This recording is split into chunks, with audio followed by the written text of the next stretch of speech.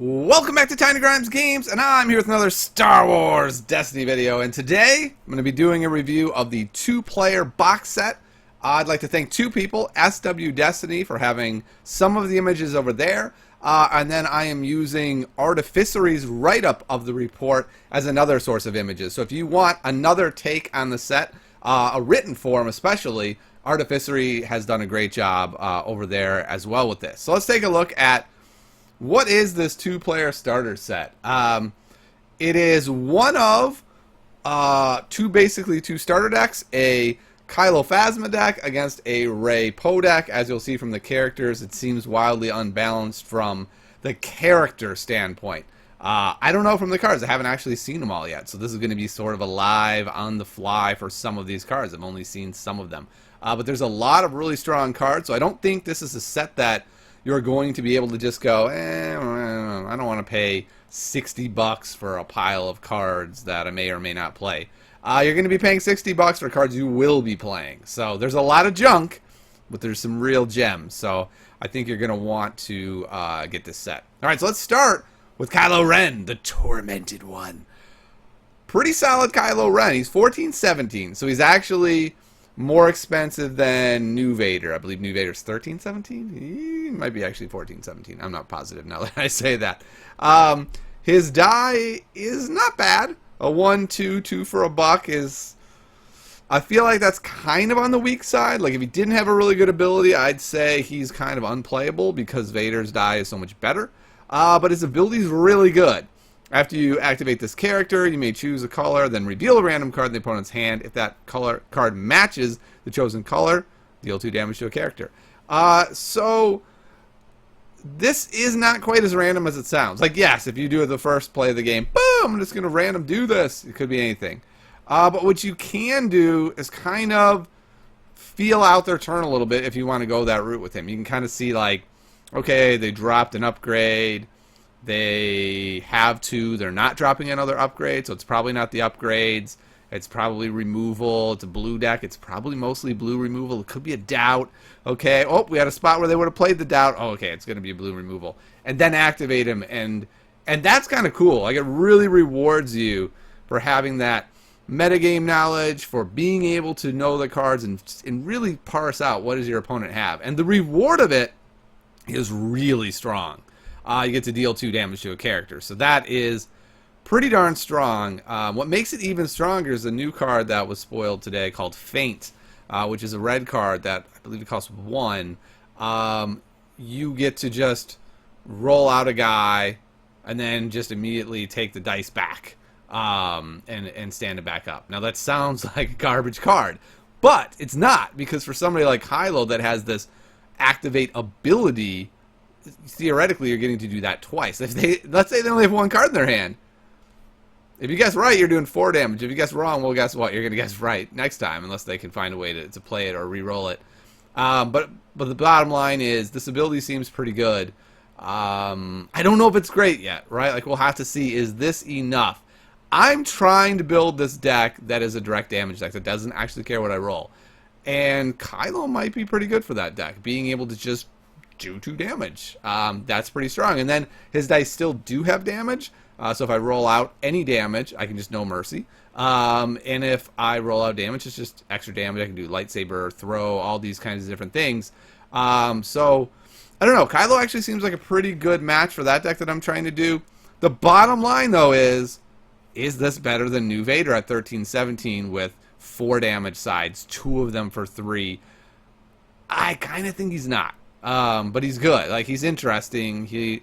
I don't know if he'll see play. I'm very conflicted about him. He's a very interesting card. The next card I am not conflicted at all about.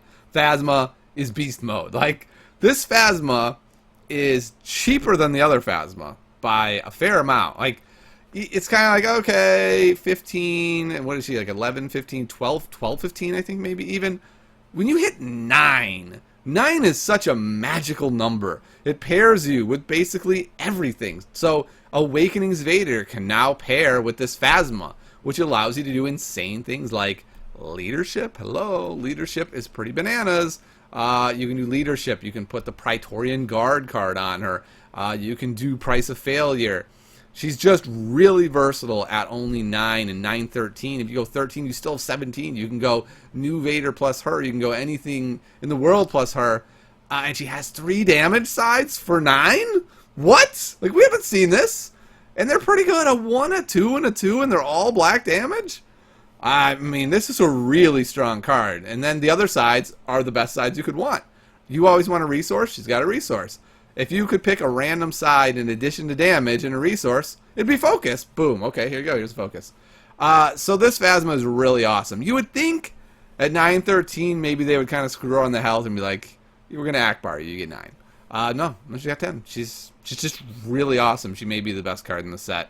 And she may be a staple. What's going to be interesting is, this is what I love about this design, is that it's a whole different Phasma. The other Phasma is the Guardian archetype. This is not. This is the support Phasma, not the leader Phasma. So it's really cool. Alright, next card, Captain Phasma's Blaster. This is a real good blaster. If it didn't have redeploy, it's still good. It's got 4 damage sides and a resource for 3. That's real solid. The fact that it has redeploy and Phasma means you just put it on Phasma. You put it on Phasma, either Phasma, new or old Phasma. This is exactly the card old Phasma needed, because the weakness for the Phasma Guardian deck is Imperial Inspection. That card's really tough for the deck. Well, guess what? 3 cost gets around that. This is a great card. You're going to be real happy when you open up the set and you have 2 of these. Already mentioned Praetorian Guard. Praetorian Guard is pretty interesting. I'm not saying it's good. I'm not saying people are going to play it. But it's real interesting. The fact that it gives you Guardian for 2 is expensive, because it means you're going to be killing the guy that's doing the Guardian, which is kind of problematic. But if you could find a deck where you can actually make use of this, and then, you know, overwrite with a redeploy. Like, let's say Dream Scenario, the new Magna Guard that's out, that when he dies that turn, he doesn't actually die. So then you can do really crazy things where you're like, Guardian the die, like he has 1 health left. You Guardian a 3. He still doesn't die. He's going to die. And then before the end of the turn, you overwrite it with a Riot Baton, and then he dies and it moves over. And that's the dream scenario. And if you can get a deck together like that, that can really benefit from someone having Guardian, and benefit from having, especially if you can benefit from having black damage sides, like somebody like Rey likes a card like this. I don't know that there's a villain character I can think of off the top of my head that really wants this black damage, but maybe there's some sort of weapon that really goes well with it. Whatever it is, it's an interesting card that I don't know how good it is. I think it's really going to depend on how the meta shakes out, what kind of pairings show up that want a card like this. So we'll have to see. Originally, something like a Dooku Grievous deck would have loved a card like this. That deck doesn't really exist. It's not good. So, I don't know. I like the design of it. I want to see where it goes, and I'm intrigued by it for sure. Next up, we've got the Crossguard Lightsaber. Kylo's, what is it looks like it was made by a child. It looks dangerous, man. I don't know. It's, the card's interesting. It's got, when you play it, it does a damage. So, that right there fits really well into this archetype that I'm talking about of not having to roll. Just play this, boom, do damage. And it also has this deal 2 damage to a character or 3 damage if it has 1 or more shields. This feels pretty good to me. For only 2, you get basically a 1, a 2, and a +2. Those are bigger numbers than the Vibro Knife, and it doesn't go through shields, but it wrecks shields.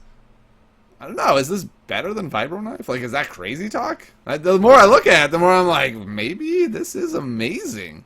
I guess the problem would be, it depends on the deck, right? So for somebody like Rey, again, this would not be better than Vibro Knife. But this is not obviously not going to go on Rey.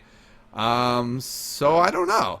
The more I look at it, maybe this is going to be a really reasonable weapon. Somebody like Grievous would probably love this weapon. Every time I say somebody like Grievous, I'm always like, why did I even mention Grievous? Grievous might as well not exist. No one ever plays him. But I don't know. This is another card that it's not overtly OP. It doesn't have redeploy, which immediately kind of hurts it. It's not really all that great in the 9s deck. I gotta think 9s is not going to be the meta. Like, they're gonna. I don't know. You got to do something about that guy, right? So I don't know. I'm curious to see what happens with it. It's a solid weapon, right? But as I've said in all my Empire at War reviews, being a real solid weapon in Awakenings means this is a 2 of in every deck. Now that we have moved into 3 sets and a half with this box, you got to be real good to make decks. And interestingly, this is not unique. So this is not Kylo's lightsaber. This is just, you know, lots of guys have cross-guard lightsabers apparently. Maybe this is what we're going to find out in the movie. Maybe that's a spoiler. I don't know. Force Stasis. This is a pretty cool looking card. Cost 2, upgrade ability, which is cool. I've been looking for more of these. And it has special remove a die showing range damage, then deal 1 damage to a character. So this is like a really bad version of Force Throw. In fact, it's almost the same as Force Throw. I think Force Throw does not have a resource. I think it has another disrupt side instead. I don't know. It's pretty bad, actually. It's pretty bad when you run a control card that can roll its special and not be able to do anything. I don't think this is playable, actually, the more I look at this. I thought originally it was going to be, but that's real specific. I mean, in a certain meta, sure, but I don't know. It's like deflect on a special, which sounds amazing, except for the fact that you can force throw on a special for only 1 more. So I don't know. I'm not sure this is playable. I like having it in the set, but I don't know that it's playable. Ray, don't know that it's playable. I don't know that. Just kidding. It's not great though. Slightly better die than the old one at a 1 and a 2. It is kind of cool though. After you activate the character, if she has 1 or more shields, you may deal a damage. I mean, this is what I'm talking about. This is more of that being able to do damage without having to actually do anything, and that's kind of cool. Like, maybe the problem is you have to have a shield, and it's like your opponent knows you have this. It's no surprise. So if you have a shield that you've carried over and they go for it first, they're going to remove that shield. So I don't know. She seems real expensive at 12.15. I just have a hard time believing I'm going to be like, yeah, I can play the 9.12 version or the 12.15 version. Obviously the 12.15 version. I don't see myself very often going down that road. Poe's a little more interesting. Because he has 2 damage sides and a 2 focus side and a really cool side. So what's really neat about the special is that you can theoretically use this to chain specials. And you can go even farther than that. Basically, if you have 3PO on the board, you can make him into a special, get a shield, to turn that other die to a special and use it, but that's kind of dumb actually. You would just turn the other one to the special and re-roll Poe. But so we'll take 3PO out of the mix, but either way, it kind of, like, if you really have some special you want to hit, like let's say you have both Poes, which you can't obviously, but you could special this Poe into Poe's other special and do it. The downside with that, of course, is like you're basically removing 2 dice to resolve 1, and all you're getting out of it is a shield. So I don't know. It's interesting. But it is like a super focus. So maybe that's going to be great. Maybe we're going to find some decks where that's just really awesome. It gives you another shot at your special, and that's what you want. That deck revolves around those couple of specials. So I can definitely see spots where this Poe sees play. Having a 2 focus already is pretty strong. He's got 2 damage sides to go with it. He's got this highly flexible special that can wreck your opponent's turn. I don't know. He's interesting. At 11.15, maybe. I have a hard time believing at 15, but 11? 2 Maz dice or this 1 die? I mean, obviously you're taking Maz, but again, you gotta think Maz gets fixed, right? Like, you just have to assume that. Strike Team. 5 cost die that doesn't do enough. That's the way I evaluate this card. Like, it's fine, but it costs 5 and it doesn't do enough. The ambush seems irrelevant. I don't see how that's relevant unless there's a trick. Like, I guess there is a trick, right? This is kind of a cool one. You go hit and run, play Strike Team, roll it, resolve it. That's kind of cool. Wait, no. Do you get to do that? No, because it's a duo character. They showed partnership today. I can't remember if it's vehicle or support though. Partnership would be cool with it because you could ambush it in, then partner, then do it. I don't know, but it's 5. That's the problem. Even at 4, to me, it's pretty good. Like, I don't know if it's as good as Ghost at 4. And you can only decrease the cost to play it by 4 if your opponent has 3 resources. I just don't think this is going to see play. I might be wrong. I don't think so. Pose Blaster. Pose Blaster is kind of good, actually. For 2, it has 3 real damage sides. It has a 2, a 2, and a +2. It's not great if you need to link damage because it only has 1 black side. But if you just need damage, then now you're looking at 3 damage sides and a resource. So that's pretty solid for only 2. It's technically better than the Holdout Blaster, I think, because the Holdout Blaster is like 1, a 2 for $1, and a +2. So it's, the size of it doesn't have redeploy, right? Like, I kind of feel like the farther we go on with these sets, if a weapon doesn't have redeploy, it doesn't get played. Like, that's just kind of what it's coming to. Like, okay, cool. Does it have redeploy? No? It's not really playable. But this is really good. Like, this is a really high-end 2-drop weapon if you don't need redeploy. And on Poe, I mean, it's a 2, 2, and a 3. Like, that's crazy strong for only 2. So I think people are going to play this. I think people are going to find a way to use this. And I think it's going to see play, and it's going to be pretty decent. We got 2 decent Poes now, so that's interesting. All right, Ray's Lightsaber. Redeploy. We're on to something. 3 cost redeploy. The question, though, is it better than lightsaber, regular lightsaber, right? Regular lightsaber doesn't really see play. Is this better? Play it, get a shield or 2. That's pretty strong already. Play this on Rey. She gets a shield. The new Rey, that is. That gives you ambush. You roll it in. Boom. You're on your way. You get to do a damage immediately, and then you have your stuff. That's not bad. So, kind of thinking this is good, especially on the old Rey. It's better than lightsaber because it has the 2 black sides.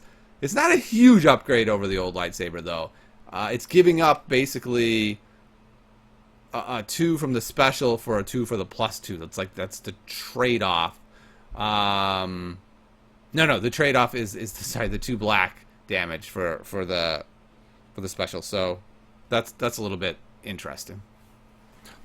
Next up, we've got Inner Strength. 2 cost. Move a damage from attached character to an opponent's character with no shield. So we've got a willpower.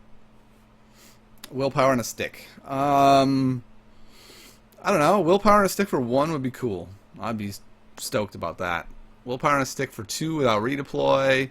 We did see Funeral Pyre and Bestow. Not Bestow. Bestow doesn't work with abilities. But we saw Funeral Pyre, which lets you move stuff after death. I mean, that makes this more legit. I don't know. I don't feel like this is going to get played. I'm not saying it's bad, right? Like, this is not a bad card. This is a cool card. This is a really neat card. I just feel like 3.5 sets, it can't be neat. It can't be cool. It's got to be busted to be seeing play now. Someone will play it. I'm just not sure it's going to be all that great. Alright, Obi-Wan's Hut. Give a blue character 1 shield or spend a resource to give a non-blue character a shield. This is a weird battlefield. We already have one that gives you a shield every turn. So, what's cool about this one, though, is if you're running mono blue, let's say you're running Qui-Gon Rey, when your opponent claims this, it's basically no ability, because they are not going to probably spend a resource for a shield. Like, there's not that many decks where this resource that is so insanely valuable, you'd be like, a resource for a shield? Sign me up. Like, that's kind of rare. So I actually like the design of this a lot, that we've got this battlefield that's actually kind of one-sided. Like, the deck that uses it is going to probably be the only deck that gets to use it. So I like that. I'm not even sure mono blue decks will play it. I don't know. I could see Qui-Gon decks playing this. It's interesting. And I like the design a lot. Alright, like I said before, the Artificer has a cool write-up. These are images now from the Artificer. I couldn't find a nice, easy collection of them, so this is going to get a little messier as we delve through the rest of this box. So let's look at the Droid Commandos. 4 cost, deal 1 damage to any number of characters. as the special, and it's got a 2, a 3, a 3, a 2 discard. The question immediately, of course, is this better than Slave 1 at 4? The answer seems to be no. I don't know. It's a droid, but it doesn't look all that playable to me. Like, it's interesting, but at 4, I just... Maybe in a heavy support deck? I don't know. I kind of feel like we've said that a lot in a heavy support deck, and it hasn't quite come to fruition yet. I'm hoping that now it does. Alright. I have you now. Weird that this is red. Super weird. Like, here's Vader's big-ass face. It's blue. No, it's red. And it's removable. Oh, no. No, it's not removable. So 1 cost, turn a die to a side showing damage. I mean, it's force something. What is the name of that? I don't remember. The one that costs 1 that's blue lets you turn a die to any side. I don't personally play cards like this. Unless I'm going to do something cute like they were doing with Palpatine, where you go swiftness into aim into resolve. I feel like paying $1 and a card to turn 1 singular die to a side is basically saying, mess with my die, please. Mess with my 1 die that I managed to rescue. So, I don't like the card. I do like the fact that it's in red. Like, that's interesting. It gives red this new type of card it hasn't had before. So that's a good thing, but I'm not sure it's going to see a ton of play. Alright, here we are with the Honor Guard. 1 cost, support. Discard the support from play to remove a die showing damage. This card's bonkers. Repeatable Electroshock that... Well, I mean, I guess it's not Electroshock, because Electroshock can remove specials and whatever. But this is really strong. Red does not have any great removal, and this is great removal. Like, this is so good. 2 of them you get in your deck. You can have plenty of ways to bring this back if that's the direction you want to go. You can basically make it repeatable at that point. You use the docking bay, it's free repeatable. You use Starship Graveyard's repeatable. I mean, even without that, like, I don't even think you need the repeatable part. Just red getting removal is good. The one downside, of course, is a really good player can play around this. I mean, they're going to lose some damage, yes. But, you know, it's like playing with your Electroshock face up. Just try that sometime. It's still good. It's still Electroshock, but it's less good. Like, really good players, you'll hurt them less with a face up Electroshock than you will a face down Electroshock. But it'll still hurt them. So it's still good. Alright, next we have Distraction. 1 cost, blue hero event, choose 2 dice, then an opponent chooses and removes 1 of those dice. This is crazy good. Like, this is really good. This is similar to Overconfidence, which is choose 2 dice and then re-roll them, and then your opponent has to resolve. No. Do they get to resolve? No, they just 1 goes away. So it's kind of similar to that. But I like this a lot. I think people are gonna use this quite a bit. I mean, they roll out their Vader, you play this. The problem, of course, is that when they roll the 3 and the blank on their Vader, they're still smacking you for 3. But it's pretty good. On any meta where, like a Poe meta or a Vader meta, where there are 2 dice being rolled out that really, no matter what, Palpatine's another great example of this. Removing 1 of those die is going to help you. This becomes good. But it is interesting. Depending on the meta, this could be not that great. Like if your opponent has 9s and they roll out 9s with the riot baton on them, I mean, you're never getting the riot baton with this. So it's going to be interesting. If there was no such thing as overconfidence, this would see a lot of play. I'm not sure if people play this over overconfidence. At first, when I first looked at it, I was like, I think this sees a lot of play, but I don't know. Is overconfidence just better? That's really the question. So it's again that problem of we have a lot of cards. It's hard to put out cards that just go in every deck. Alright, next up, Luke's Protection. 0 cost support. Place the support on top of your deck from play to give a blue character 1 shield. Huh. This slows down your deck. It is sort of not that impactful. Just getting 1 shield. You have to take an action. You have to slow down your deck. I don't know. It's interesting. It's certainly in a deck that wants shields and makes good use of them. Like Qui-Gon is always the main example here. Maybe. Again, a random deck? I don't think so. Like it's a repeatable take cover. I mean, someone won Worlds with take cover, right? Like I'm not sure it was right, but they did it. So I don't know. I don't think this sees much play. I think it's another example of there's a lot of good cards. I think you'll find something better for that slot. I think it'll make a lot of 39 card decks and then it gets cut. Subjugate. 2 costs, remove a die. No, that won't see play. The problem is there's too many better plays for 1. And for 2, you can get absurd things. Jedi Mind Tricks and all these awesome plays. 2 to remove a single die will not see play outside of some deck that just has endless money. I can't name a deck where this is going to see play.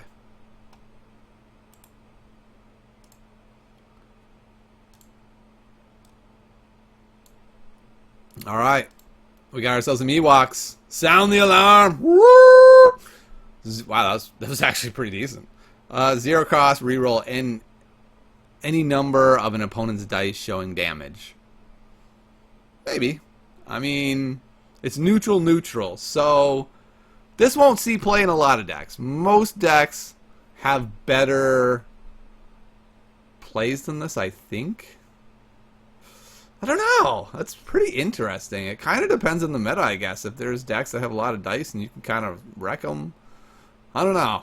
I like dice. I like cards that remove dice much more than I like cards that reroll dice. Whenever you're rerolling, I don't know, it just feels so impermanent. Like, I just remember back in Awakenings where people would play Phasma and they would roll out a ton of damage and you'd be like, I will reroll a bunch of your dice. And like, okay, I'll reroll 3 more times so all my damage comes back. And you're like, yes, that's true. That's a good point. I just never have liked cards like this. I think some people will play it. I've gotten wrecked by Scramble. I don't think it's a good card, but I've been wrecked by it. So yeah, I mean, I'd rather play Doubt for 0. You know, get to pull off a die no matter what. I don't know. I don't think this will see a lot of play. Someone will play it. Clash. That's a cool picture. I like it a lot. 1 cost. It is it neutral? Can't see the whole card. Neutral. Turn 1 of your dice to a side showing melee damage. Turn an opponent's die showing melee damage to a blank. I mean, it's interesting. You get to fix 1 of your dice and break 1 of theirs, but they have to have melee. So is this really better than, I think it's called Use the Force, the 1 cost blue card that turns your die to any side? Yeah, it is, but it's similar, and I don't play it. Again, I don't love these cards that are turn 1 singular 1 of your dice to a side and then let your opponent take care of it. I probably will not be playing this in any decks, but it's not unplayable by any means. It's just, it certainly doesn't fit what I want in a good card. Alright, now we are on to the pile. There's just a whole pile of cards here. So let's change this a bit.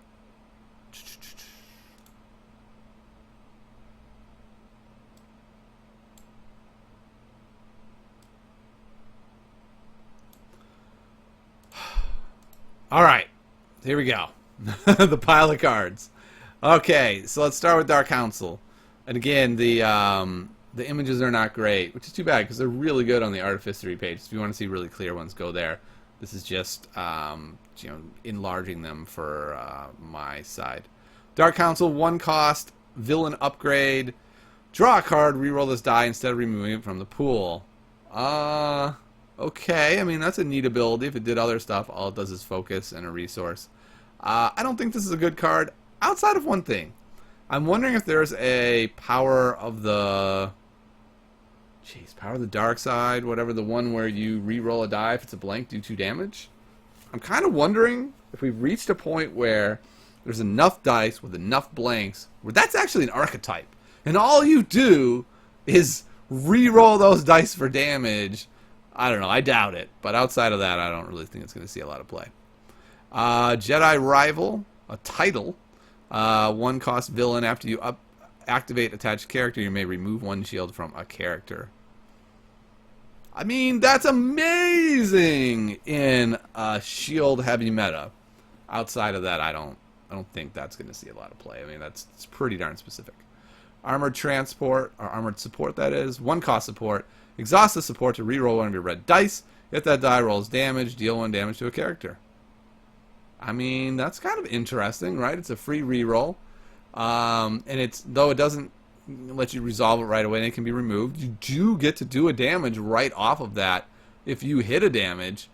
I don't know, that might actually be playable because of that second part where you're just getting a free damage and then they still have to resolve your damage. I kind of like it. I don't love it, but it is only 1. It could be reasonable. You play it in a docking bay deck and it's free.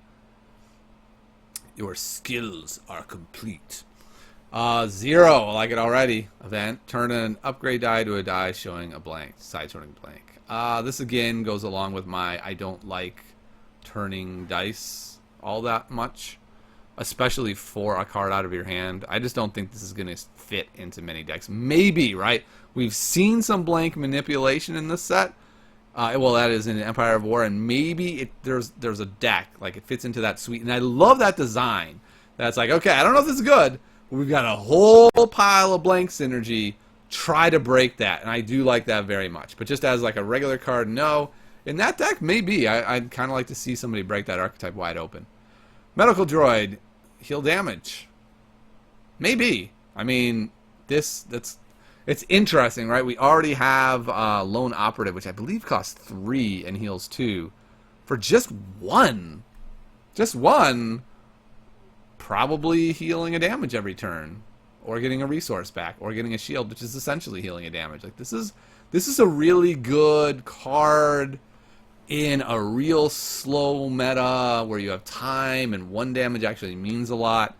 I don't think that's going to be the Empire at War meta, but if it is, that's pretty cool. Teamwork. Upgrade.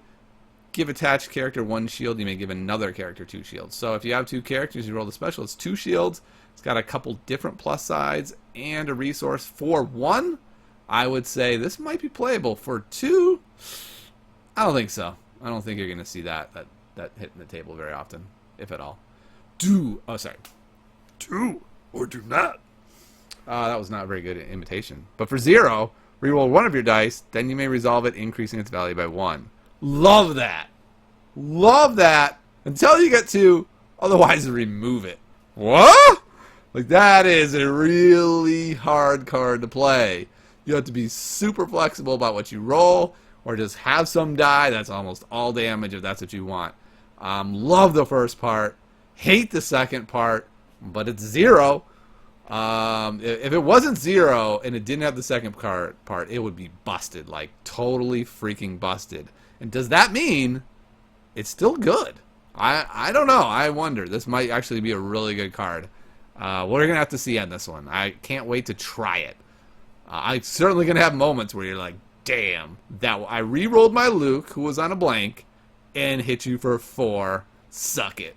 I re-rolled my Luke, that was on a resource, and rolled a blank and removed it. Suck at me.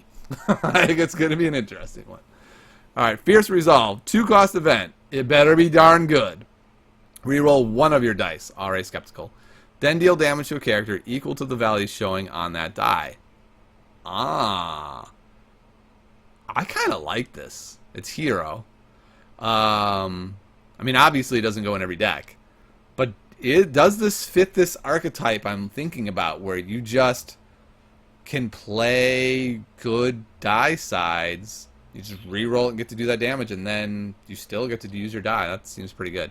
Tactical Mastery, yeah. I mean, we're not going to review that, but we'll talk about it. There's some cards that we've already seen. So there's Tactical Mastery, there's Flank, there's Doubt, there's Evade. The Evade and Doubt, Doubt and Flank and Tactical Mastery are all really good, and so that's kind of cool that we're getting to see these in the starter set, that we're seeing some repetition. I don't really know what this means for the future. I'm kind of excited about it. Does this mean we're going to see lots of reprints? I don't know. Same thing with Intimidate, Strategic Planning, Defensive Stance. Logistics is a good card. We have not seen Hangar Bay. Hangar Bay, reveal the top card of an opponent's deck. If that card is an event or support, deal 1 damage to a character. I don't know. Seems weird. If it was either deck, I like it more, right? Then you could know, like, I'm a support event deck. I'm going to get this damage off. Yes, I do have to show my opponent a card for next turn, but I get to do it. I don't know about this. I'm not sure this is playable at all. Like, I think it might just be completely unplayable. Maybe I'm wrong. Oops. Oh, I'm covering my face here. Cool. All right. A couple more cards left. By a couple, I mean quite a few. First Strike. 2 costs. Deal damage to a character equal to the value on an opponent's die showing damage. That's interesting. It doesn't remove the die. So it's just like this hyper-aggressive card that does damage. I don't see people playing it. Maybe, though. Maybe in this archetype I'm talking about where you just do damage. You don't have to roll well. It just punishes your opponent for rolling well. I don't know, though. It's a really weird card, to be sure. Imperial Envoy. Reveal 2 random cards in an opponent's hand, then deal 1 damage to a character for each event and support you just revealed for 2. For 1, that'd be really cool. For 2, you're thinking about it, and you're like, I could play a backup muscle for 1. I could play a 4-strike for 1. Like, it's, again, this problem of, are there just better choices if you want to do damage to somebody than paying 2 to do probably a damage? Yeah, probably. Mobilize kind of feels like the worst card in the game. Like, it's kind of crazy. I guess I shouldn't say that. Let me retract that. In a vacuum, it seems like the worst card in the game. You're rarely going to have 3 to get 4. But with Hux reduces events. We have a couple other things that reduce the cost of events. So maybe this is a super legit card and something like Hux and actually makes Hux doable.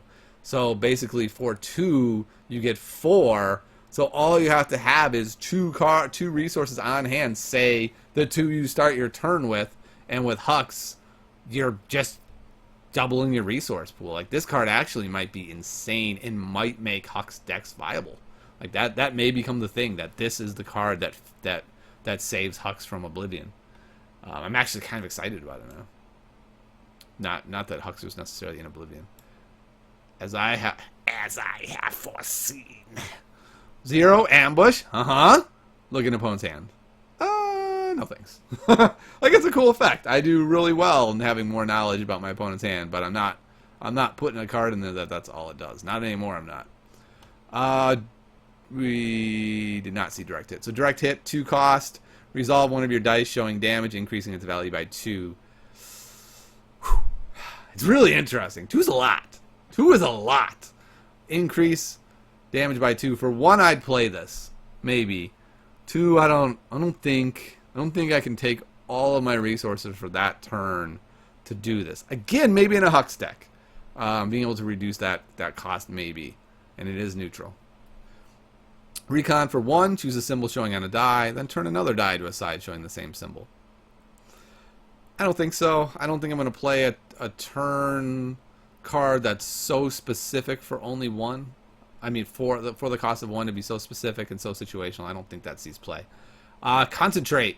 1 cost, turn 1 of your dice to any side. You may spend 1 resource to turn another 1 of your dice to any side. So it's basically a better version of use the force, right? So use the force is, first of all, spot a blue, 1, turn, well, I guess not, because this is only turn your dice, that was turn any die, so it's more flexible.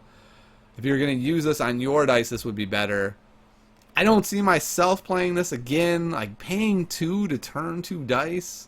Whew. Resources are a heavy commodity in this game. I don't think we're going to see this much. All right, so if you are psyched about this, go to Target. It seems like Target has it. Go over there, pick it up, have fun with it. It looks like it's probably going to be a lot of fun for 2 players to play. You are going to need 2 copies of this thing if you really want to use it. Only 1 copy is not going to get you everything that you want. You're probably going to want 2. You're going to want 2 of, all the money cards, Phasma Saber, Phasma's a blaster. I don't know. I feel like there's some good gems in here. What's kind of unfortunate, I was kind of hoping it was garbage, right? Then you can just be like, I'm not going to pay $60 for that. I think you kind of got to pay the $60 for it. So hopefully you can find it. That's going to be the big mission over the weekend for me, is to find it. I've been real busy. I didn't get to go out at midnight last night. I haven't had a chance to go out and try to find one. So here I am. I'm going to go out, you know, dinner time, see if I can find a target, the one target by me with one. We'll see. But overall, pretty decent. Surprise. Surprised the heck out of me. I don't know if it surprised you. I'll see you next time on Tiny Grimes Games.